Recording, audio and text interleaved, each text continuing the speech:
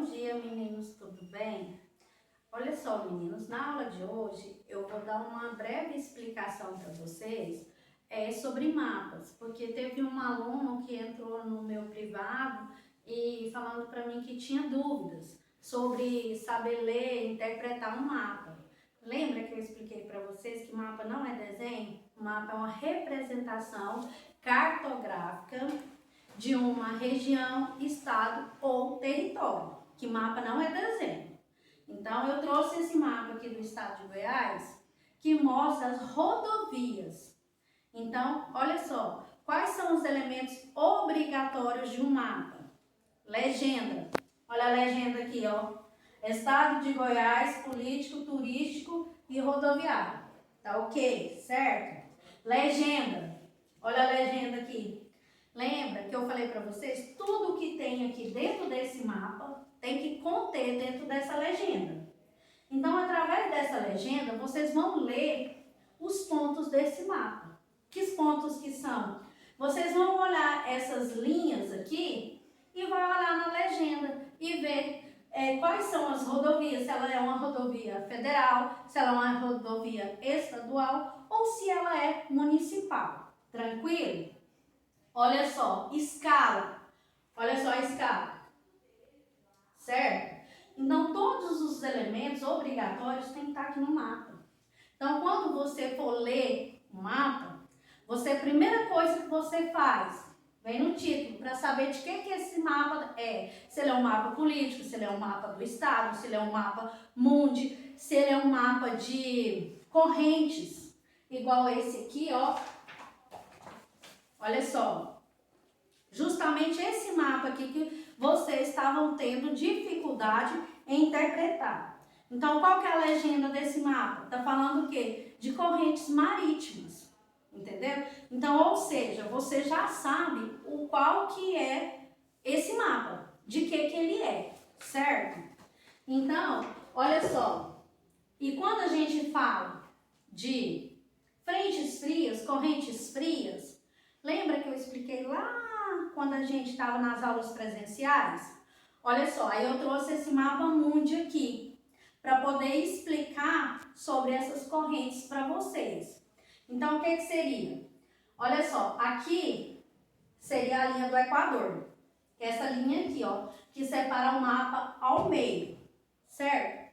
Então, países próximos à linha do Equador são países equatoriais e de climas tropicais, ou seja, de climas quentes.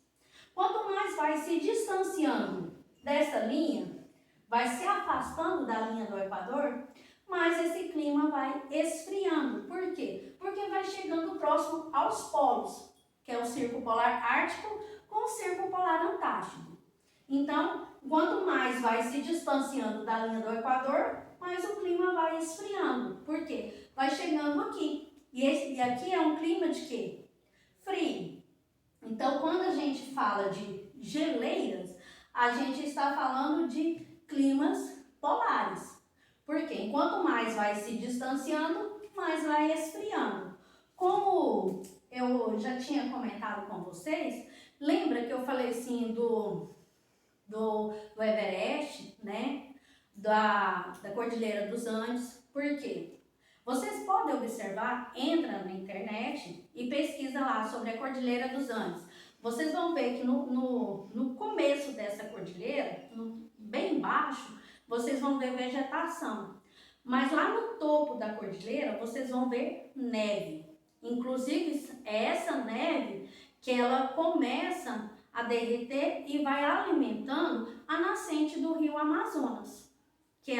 A nascente do rio Amazonas, ela se localiza bem no pé da Cordilheira dos Andes.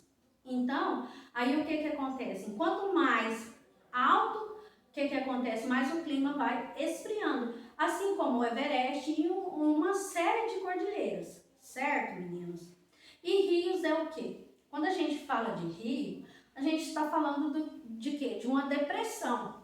Por quê? Ele começa da parte alta e vai para as faixas baixas, né? Porque não tem como ele começar alto e ficar alto. Se você for analisar, faz uma casa, se a casa ficar assim, o que acontece? A água vai empoçar aqui, certo? Então, a casa tem que ficar assim.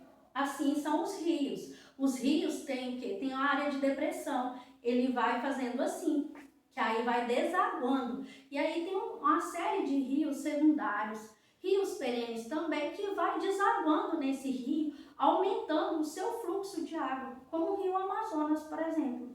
O rio Amazonas, aonde a nascente dele, ele é pequenininho. Ele não é tão largo igual quando ele chega aqui no Brasil.